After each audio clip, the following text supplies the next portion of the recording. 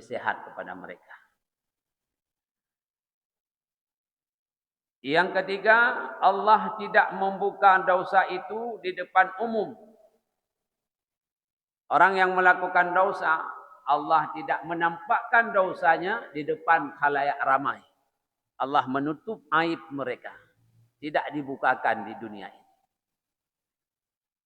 Yang keempat, dan Allah tidak pula menyiksa secara langsung terhadap orang yang berbuat dosa di dunia ini. Tidak. Allah hanya gesiksa langsung. Surung hanya semaya. Hukuman je kebui. Hukumannya jadi babi orang yang meninggalkan salat. Nah, Allah tidak menyiksa langsung di dunia. Walaupun dulu masa Nabi, ada orang yang meninggal tidak salat, ketika dibuka kain kafan, sudah berubah menjadi babi. Nabi berdoa, ya Allah, jangan engkau permalukan diriku di depan rasul-rasulmu yang lainnya, Allah. Jangan engkau hinakan aku, ya Allah. Kumohon kepadamu, kalaupun engkau ingin mengazab umatku, engkau azablah di yaumil mahsyar nanti.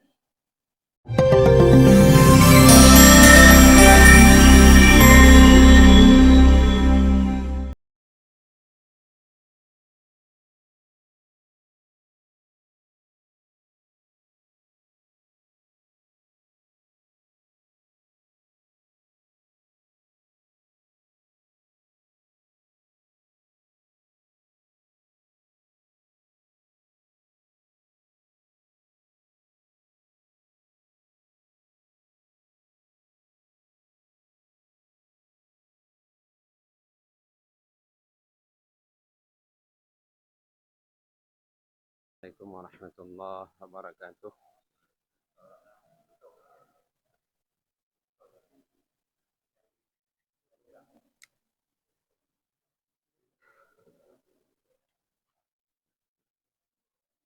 Alhamdulillahi rabbil alamin. Allahumma salli ala sayyidina Muhammadin wa ala alihi wa sahbihi ajma'in. Rabbi syrah li sadri wa yassir li amri wahlul 'uqdatam min lisani yafqahu qawli. Rabbana zidna ilma warzuqna fahma bi rahmatika ya khairal alamin.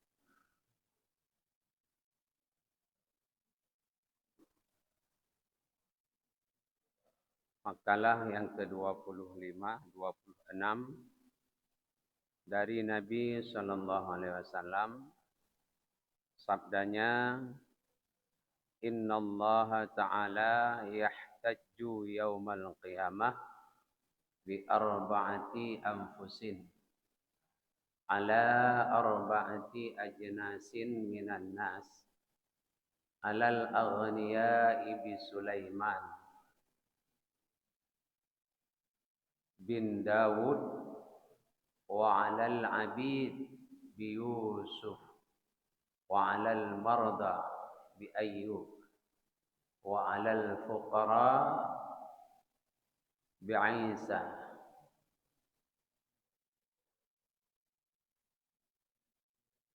Jamaah salat maghrib dan pengajian pada maghrib yang dimuliakan Allah Subhanahu wa taala. Marilah kita coba melihat, mempelajari satu hadis Rasulullah sallallahu alaihi wasallam, di mana Rasulullah mengatakan, sesungguhnya di hari kiamat Allah mengemukakan 4 orang untuk alasan bantahan atas 4 orang lainnya. Di yaumil mahsyar nanti, Allah Subhanahu wa taala, kata Rasulullah, menghadapkan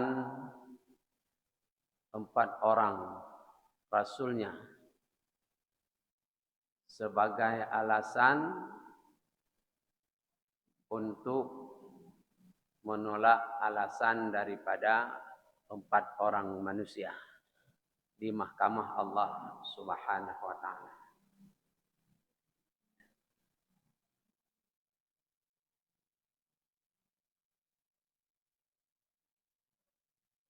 Yang pertama,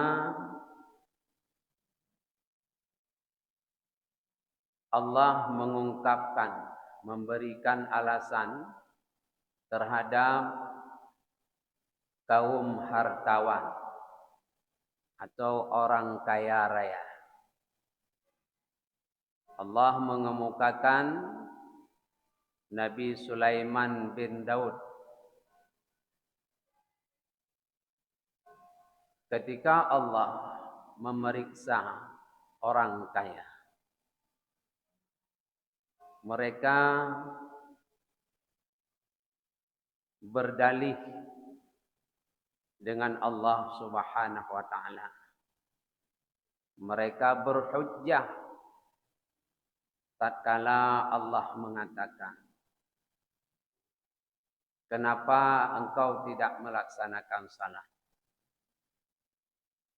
Kenapa kamu tidak mau belajar ilmu pengetahuan agama? Kenapa kamu tidak mau berbuat baik, bersedekah, wakaf, dan lain sebagainya?" Orang kaya tersebut memberi alasan, mengemukakan di hadapan Allah Subhanahu wa taala. Dia menjawab, "Ya Allah, kami sibuk dengan urusan harta.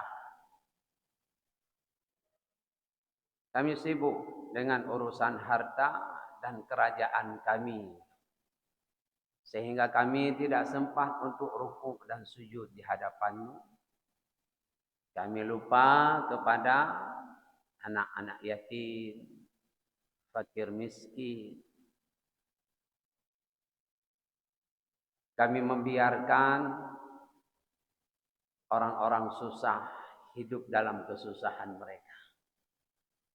Kami tidak sempat mengurus mereka. Sibuk dengan harta dan kerajaan yang Engkau berikan kepada kami." Lalu Allah mengatakan, bertanya kepada mereka, "Siapa lebih banyak harta dan siapa lebih luas kerajaannya, kekuasaannya, kepemimpinannya, engkau dan Sulaiman bin Daud alaihi salam?"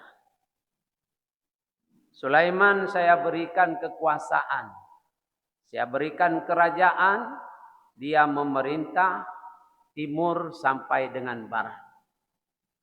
Dia membangun istana dari cermin terhadap Balqis.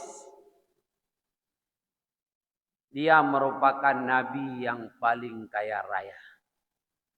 Tapi dia sempat rukuk dan sujud kepadaku. Bahkan dia di tengah malam bermunajat, menangis di hadapanku, memohon pertolonganku. Tidak ada tempat ibadah yang tidak dia bantu. Tidak ada fakir miskin, yatim piatu hidup di bawah, di dalam kelaparan. Tidak ada.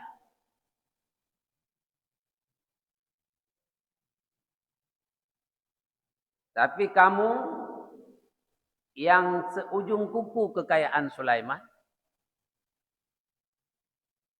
dan kekuasaanmu dibandingkan dengan Sulaiman sangat jauh. Jauh sekali.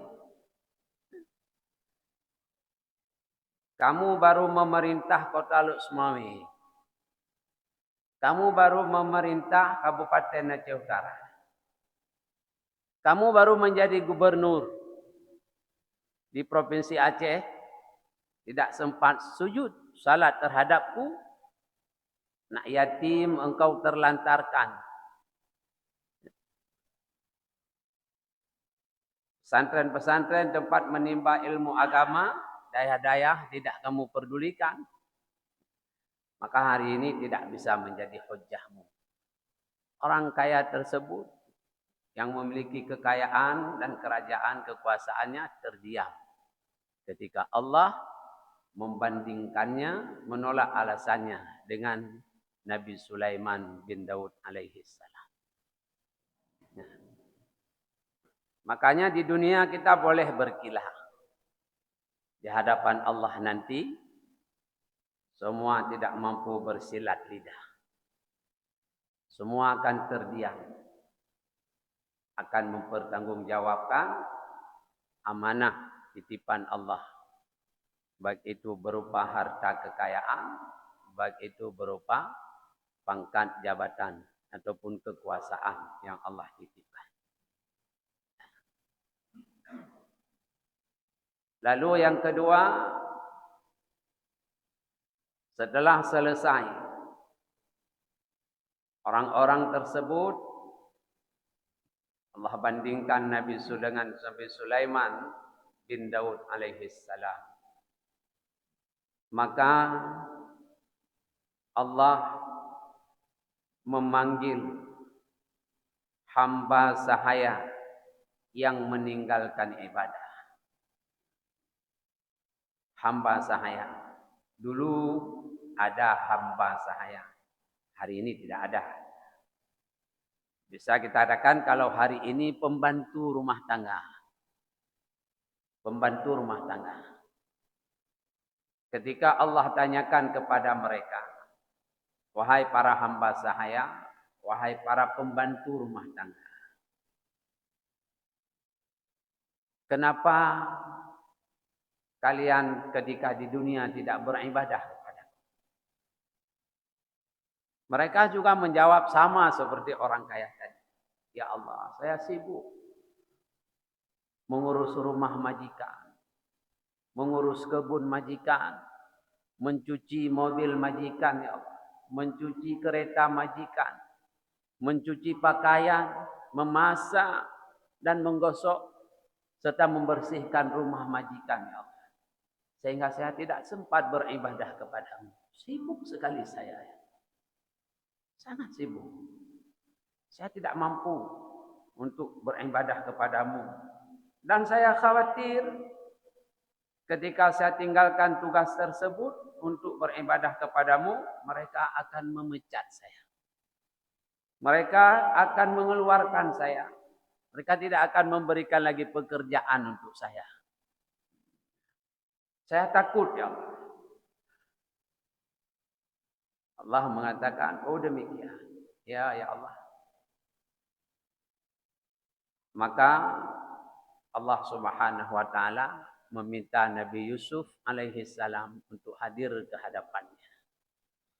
Nabi Yusuf datang dan Allah mengatakan, pernahkah engkau mendengar dulu tentang sejarah Yusuf alaihi salam?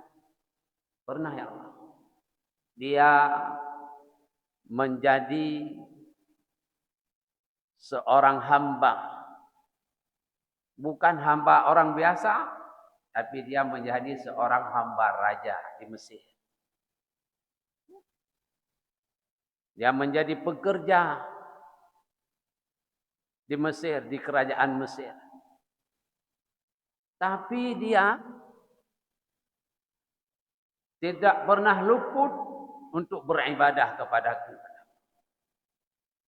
Tidak pernah luput. Sampai-sampai dia diangkat menjadi Menteri Pertanian dan Pangan kota Mesir. Kerajaan Mesir pada waktu itu. Sehingga ketika Mesir dan daerah-daerah di sekitarnya, kerajaan-kerajaan di sekitar Mesir itu dilanda paceklik selama 7 tahun, Mesir aman.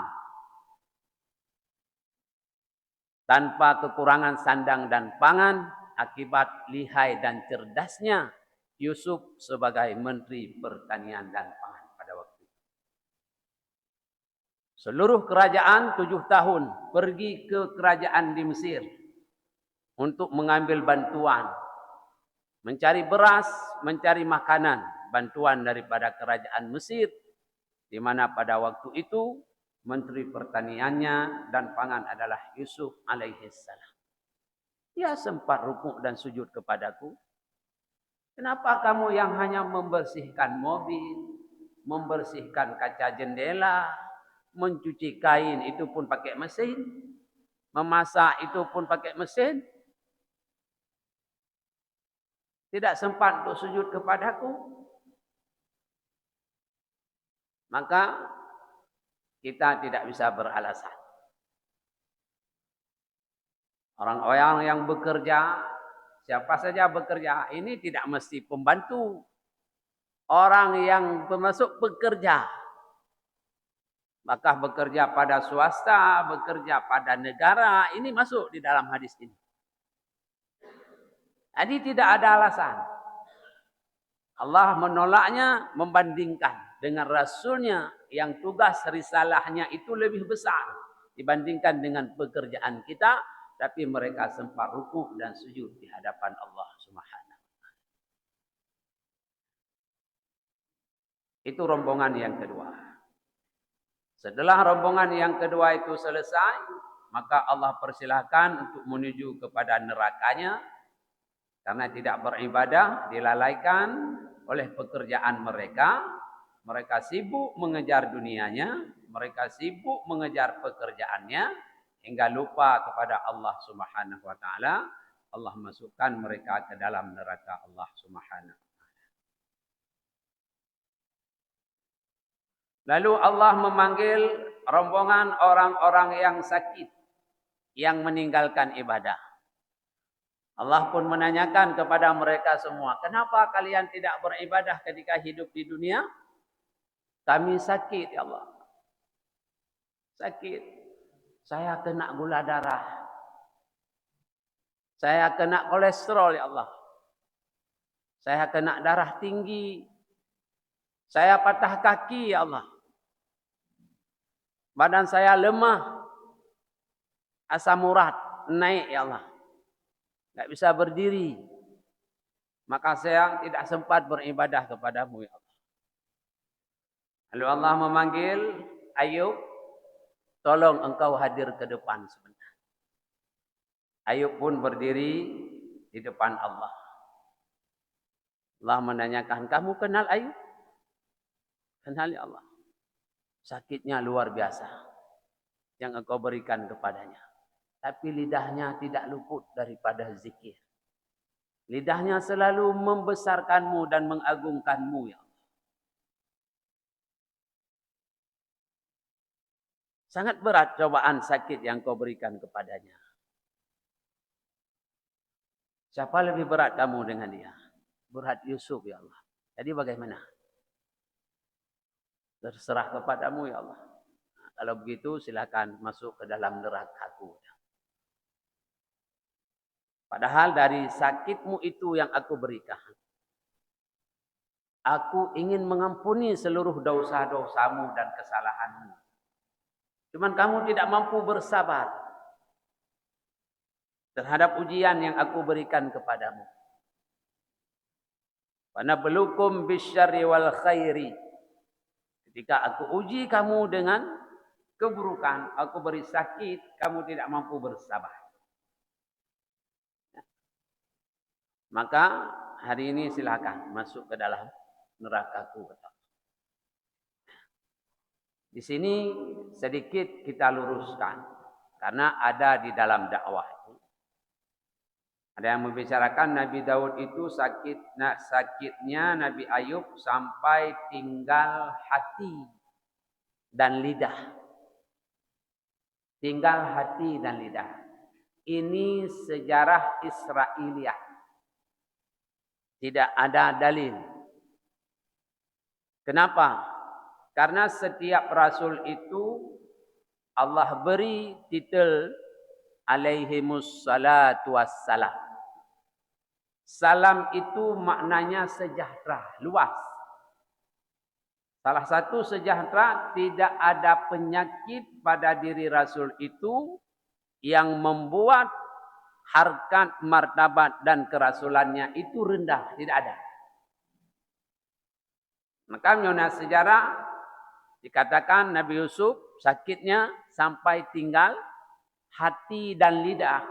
Karena digerogoti oleh ulat daging-daging tubuhnya, maka itu cerita Israiliyah. Tidak sampai ke situ. Sakit berat tapi tidak ada, tinggal jantung dan lidah. Asal kabehnya hana. Nyan hina tak Rasul. Rendah martabatnya. Sedangkan Allah sudah menjamin alaihi salatu wassalam. Wassalam, sejahtera daripada penyakit yang merendahkan kerasulan mereka. Tidak ada. Itu sejarah Israiliyah.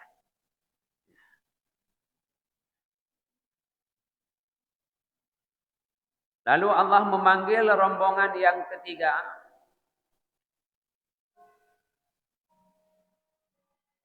Daripada orang-orang yang melarat. Orang-orang yang hidup miskin. Tidak punya apa-apa. Maka Allah memanggil mereka. Lalu Allah pun menanyakan seperti rombongan yang telah berlalu. Kenapa kalian meninggalkan ibadah? Mereka juga menjawab, sibuk. Kami hidup dalam kesusahan. Rumah sewa. Narik beca. Sewa enggak ada ya Allah. Orang semua sudah punya mobil. Orang semua sudah punya kereta. Jam 7 pagi kami keluar. Jam 11 malam kami pulang ya Allah. Kami hanya mendapatkan 50.000 rupiah. 100.000 rupiah ya Allah. Maka kami tidak sempat beribadah. Karena kami fakir dan miskin. Tidak sempat rukuk dan sujud kepadamu ya Allah. Maka Allah Subhanahu wa taala memanggil hambanya yang mulia Isa alaihi salam. Isa, tolong datang kemari sebentar. Maka Isa pun datang. Allah mengatakan, kamu tahu Isa? Ya Allah, dia Rasulmu. Isa itu di dunia sangat melarat. Tidak punya rumah tempat tinggal. Dia tidak punya harta. Dia tidak punya istri. Tidur di dalam gua. Tidurnya pun itu tidak lelap. Kenapa? Dikejar-kejar oleh orang Nasrani dan orang Yahudi. Orang Bani Israel mengejar-ngejarnya.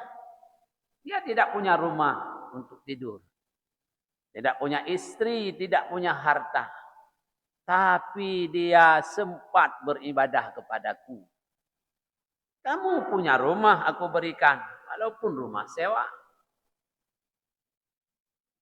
Kamu punya alat untuk mencari rezeki aku berikan. Walaupun hanya becak. Kamu punya anak, kamu punya istri. Ada yang memasak, ada yang mencuci. Tapi kamu tidak sempat beribadah. Isa yang tidak punya apa-apa, istri tidak punya, rumah tidak punya, anak tidak punya, harta tidak punya. Nyuci baju sendiri, sempat beribadah kepada Allah Subhanahu wa taala. Seharusnya kamu sudah fakir, sudah kucoba dengan kemiskinan, sombong kamu kepadaku. Kamu lebih rendah, lebih hina daripada orang kaya yang sombong. Masa kamu sudah miskin sombong? Tidak mau salat, tidak mau rukuk dan sujud kepadaku.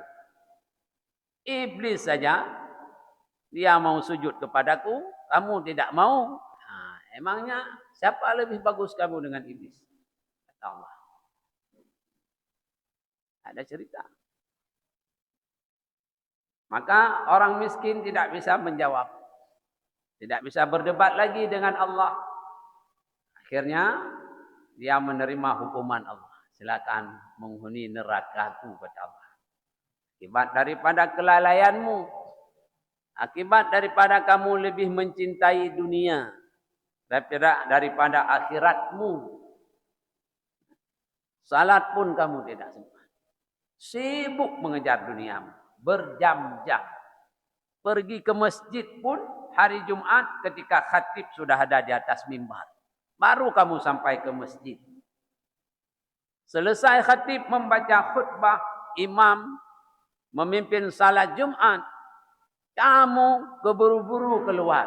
Tidak sempat memohon dan meminta bantuan kepadaku. Seakan-akan kamu tidak butuh lagi kepadaku. Hari ini tidak ada alasan bahwa kamu tidak mampu untuk beribadah kepadaku karena sibuk, karena Rasulku semua mereka pun lebih sibuk daripada kalian. Lebih sibuk daripada kalian. Maka silakan, kata Allah Subhanahu wa taala, aku tidak akan mengampuni dosa-dosa kalian karena kalian tidak sempat beribadah kepadaku, kata Allah Subhanahu wa taala.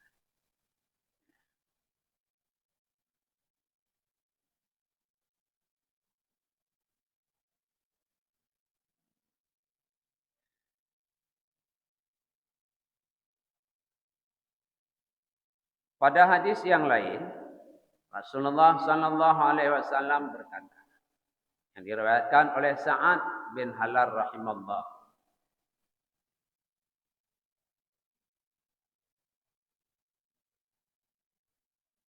innal 'abda idza adnaba minallahi ta'ala 'alaihi bi arba'in khisali la yahjubu anhu rizqa wa la yahjubu anhu sihhata wa la yudhiru 'alaihi dzamba wa la yu'aqibuhu 'ajilan.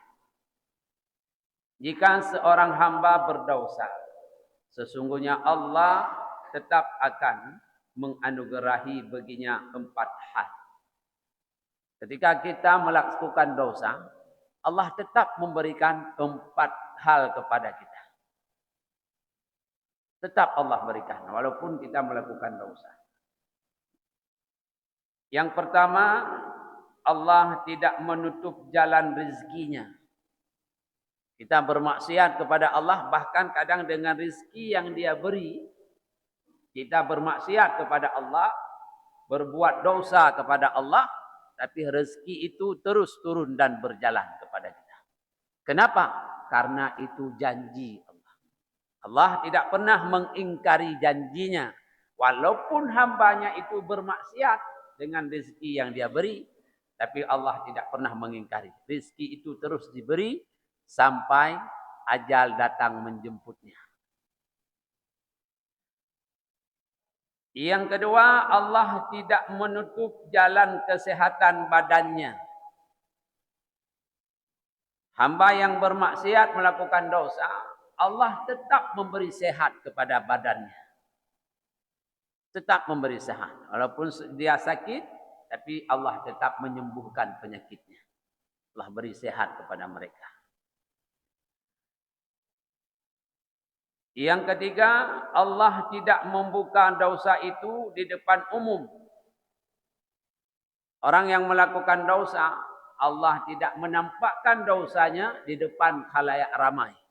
Allah menutup aib mereka. Tidak dibukakan di dunia ini. Yang keempat, dan Allah tidak pula menyiksa secara langsung terhadap orang yang berbuat dosa di dunia ini. Tidak. Allah hanya gesiksa langsung. Seurang hanya semayang. Hukuman je kebui. Hukumannya jadi babi orang yang meninggalkan salat. Nah, Allah tidak menyiksa langsung di dunia. Walaupun dulu masa Nabi Ada orang yang meninggal tidak salat, ketika dibuka kain kafan, sudah berubah menjadi babi. Nabi berdoa, ya Allah, jangan engkau permalukan diriku di depan rasul-rasulmu yang lain, ya Allah. Jangan engkau hinakan aku, ya Allah. Kumohon kepadamu, kalaupun engkau ingin mengazab umatku, engkau azablah di yaumil mahsyar nanti. Jangan engkau azab mereka di dunia. Itu doa Nabi. Diterima doanya oleh Allah. Dan seketika itu, mayat yang sudah menjadi babi, berubah menjadi mayat manusia kembali. Itu doa Nabi. Kapan? Ketika mayat itu dimasukkan ke dalam liang lahat. Orang kembali, 7 langkah orang yang menguburkan mayat itu pulang ke rumah mereka, maka mayat di dalam kubur itu berubah kembali menjadi babi. Itu orang yang meninggalkan salat. Hukumannya di dalam kubur wajahnya berubah menjadi babi. Na'udzubillah, tsumma na'udzubillah. Maka di dalam suatu sejarah riwayat disebutkan Nabi Adam alaihi salam itu berkata, sesungguhnya Allah Ta'ala mengaruniai 4 kemuliaan kepada umat Muhammad, sementara tidak dikaruniakan kepadaku, kata Adam. Adam alaihi salam mengatakan, Allah memberi 4 kemuliaan kepada umat Muhammad. Tapi kepada aku tidak, kata Adam. Allah tidak berikan kemuliaan itu. Yang pertama, Adam mengatakan, taubatku dapat diterima jika dilakukan di Mekah. Tapi umat Muhammad dapat bertaubat di mana saja dan juga diterima taubat. Kita umat Muhammad, kata Nabi Adam, kalau dia baru diterima taubatnya, ketika taubatnya itu dilakukan di Mekah, dikhususkan tempat oleh Allah. Tapi kita umat Muhammad, di mana saja kita bertaubat, Allah terima taubat kita. Tidak dikhususkan. Itu kemuliaan kata Nabi Adam. Aku Rasul, tapi mesti aku taubat di Mekah. Kalau tidak, tidak diterima. Itu dosa Nabi Adam karena memakan 1 buah khuldi di dalam surga. Seluruh perangkat surga yang melekat di badan Nabi Adam, Allah tanggalkan semua. Telanjang Nabi Adam dan Hawa diturunkan ke dunia ini. Tanpa ada sehelai benang pun pakaian surga di badan mereka berdua. Akibat memakan 1 buah yang haram. Tidak ada. 300 tahun Nabi Adam malu mengangkat kepalanya ke langit. Malu dengan Allah. Teringat dosa yang dia lakukan. Makan 1 buah khuldi yang Allah haramkan itu. Malu dia. 300 tahun dia menangis. Memohon ampunan kepada Allah. 100 tahun dia sujud. Tidak bangkit-bangkit dari sujudnya. Menangis di dalam sujudnya 100 tahun. 100 tahun baru dia bangkit dari sujudnya. Dia sujud di atas bukit Sarandip. Sarandip itu hari ini Sri Lanka. Dulu namanya Sarandip. Di atas bukit itu. Dan bukit itu hari ini digelar dengan puncak Adam alaihissalam. Menjadi tempat ritual 4 agama. Agama Buddha, agama Hindu, agama Islam, agama Kristen. Itu di Sri Lanka. Di atas bukit itu kepala Adam sujud kepada Allah 100 tahun dia menangis. Sampai-sampai disebut di dalam sejarah, air mata Nabi Adam itu ketika diminum oleh burung merak yang Allah ciptakan,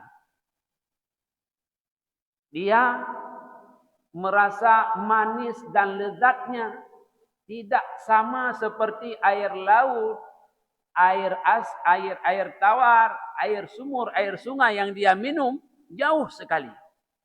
Lezat sekali air mata Nabi Adam itu. Maka ada 3 air di dunia ini yang paling mulia dan paling lezat, yaitu air mata Nabi Adam ketika dia bertaubat kepada Allah. Yang kedua, air yang keluar di celah-celah jari Rasulullah ketika di dalam berperang. Dan yang keempat, yang ketiga, air Zam-Zam. Jenis 3 air Zam-Zam. Krung yang lembah Bukit Sarandipnya, yang jid kukrung imata Nabi Adamnya, inu hanali katu. Tapi tapak Nabi Adam dan tapak tangan Nabi Adam masih ada di bukit itu. Maka dijadikan tempat ritual. Juga ke tempat ritual. Ya. Yang kedua, kata Adam, tadinya aku berpakaian setelah berbuat maksiat, maka aku dibuat telanjang. Tapi umat Muhammad melakukan maksiat dengan telanjang, justru kemudian diberikan pakaian. Kata Nabi Adam, aku berbuat dosa, pakaian kemewahanku, pakaian kebesaranku dari syurga, semua itu Allah buka. Allah telanjangkan aku karena maksiat yang kulakukan. Tapi umat Muhammad, dia melakukan maksiat dalam keadaan telanjang, diberikan pakaian kepada mereka. Kita umat Muhammad. Kenapa sampai demikian mulianya kita di depan Allah? Karena kita umat Muhammad. Kalau kita bukan umat Muhammad, tidak mendapat derajat tersebut. Maka kadang-kadang kita sedih melihat orang benci kepada maulid Nabi, benci kepada bacaan salawat barzanji kepada Nabi, dikatakan bid'ah. Padahal dengan sebab Rasulullah kita demikian dimuliakan oleh Allah. Seandainya kita umat Nabi Adam, hari ini kita korupsi, hari ini berjalan di jalan dalam keadaan telanjang. Naik mobil telanjang. Gusut mandum aja lah. Tapi tidak, maka itu juga. Itu contoh tu. Tengok umat Nabi Adam, upati itu korupsi. Bang tubik bang kantor pati kah nali baje ka gitu Tuhan. Kan turi itu. Itu pun baik kalian dia beri pati tengok korupsi. Amna hana baje le ka gitu Tuhan. Tapi hana ada yang umat Muhammad yang ban sayang Rasulullah tu katanya.